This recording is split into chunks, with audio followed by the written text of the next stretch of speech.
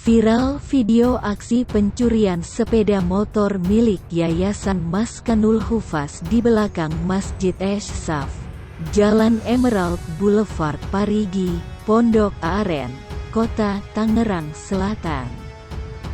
Maling berjumlah 2 orang tersebut dengan cepat membuka kunci motor bertuliskan yayasan itu menggunakan kunci T. Pihak yayasan sudah melaporkan ke pihak kepolisian.